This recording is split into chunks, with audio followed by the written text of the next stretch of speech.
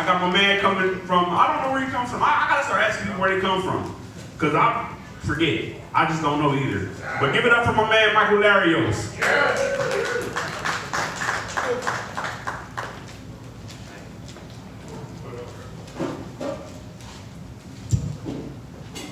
Thank you very much. I have I work in an office, just a series of cubicles, and the cubicle I have is the furthest back corner in the entire office. So it's the furthest one from the door to get out of the building if anything ever happens. And I thought about it, and I'm pretty sure even if like a mass shooter came in and just started raining death, I'd still be one of the first 5 people out of the office. And it probably wouldn't be pretty because there's a lot of like older ladies working in my office, so I'd have to like push them down. And then like as I ran by them, they'd shake their fist like, "The world will hear of your deeds." And it's like, no, they're not. History's written by the survivors. So the version the police are gonna get when I get out there is gonna be like, well, I was helping 2 of my older co-workers out, part of the greatest generation, I firmly believe. I'll fight anyone that says otherwise. And I was like, come on, Mildred and Gertie, we gotta get you out of here. And they're like, no, just leave us, you heroic giraffe. Save yourself, we'll only slow you down.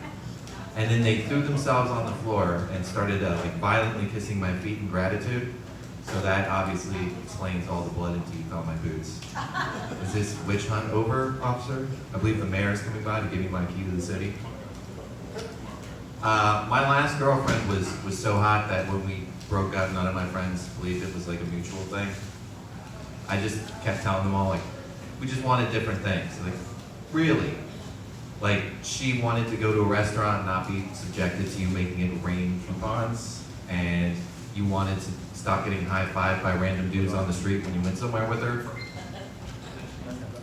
Like, she wanted to not constantly have to reassure her friends that, no, that's not the same horseradish stain in his beard from last week. And you wanted to date a gorgeous woman that knew you weren't really Liam Neeson's nephew, despite what you were telling her.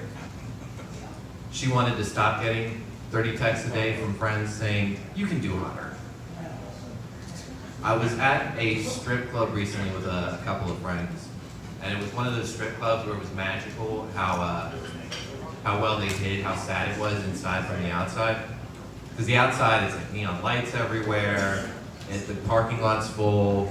The guy that takes your $15 is wearing like a nice suit, and then you go through those 2 double doors that just say like no refunds in big letters on them, and you actually walk in and it's the saddest thing you've ever seen. It's like you walked in on an Arthur Miller play getting raped by the 40 worst minutes of Schindler's List. There's like 2 other customers in the entire place. The hottest girl there is also like unplugging the toilet in between dances. That's not how you treat a star. And me and my friends are there, and there is a chick dancing on stage, and some 50-year-old is drunk off his tits. And he's just grabbing any part of her he can and just kissing it wildly. And the whole time I'm looking at the bouncer at the back, they're like, dude, this is wildly inappropriate. Are you gonna like step in and stop this? And he just kept looking on in disgust and was also clearly avoiding eye contact with me anytime he saw me staring over.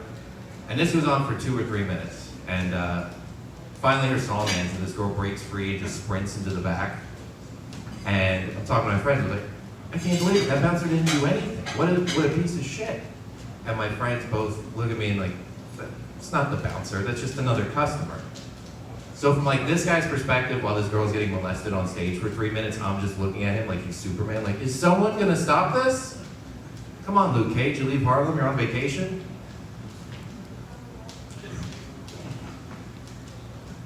I don't have a segue for this joke, so I'm just gonna go right into it. Have you realized how hard it is to buy child-sized body bags, like even online? So many questions. Like, so do you work for a hospital morgue or at a funeral home? No. I'm afraid you're terribly underdressed.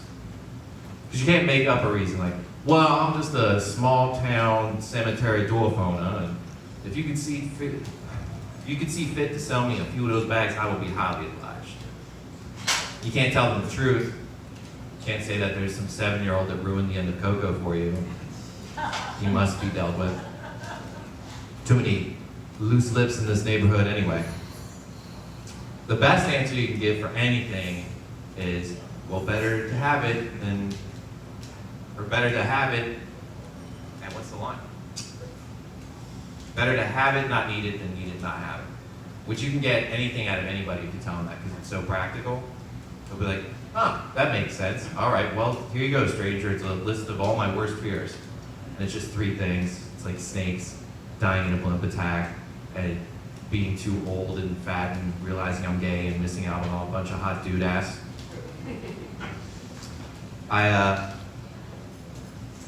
Not sure how many of you heard the song John Denver, Take Me Home, Country Roads. It's being used for a video game that's coming out in a couple months, so it's been a lot of commercials. I've heard the song before, but I never really paid attention to the lyrics.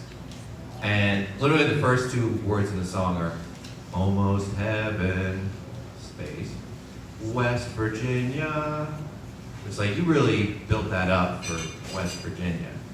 Like, if you're gonna almost heaven, like the closest thing to heaven, the song should be like, almost heaven, McDonald's double cheeseburgers back on the dollar menu, North Korea surrenders, and it's just a rash.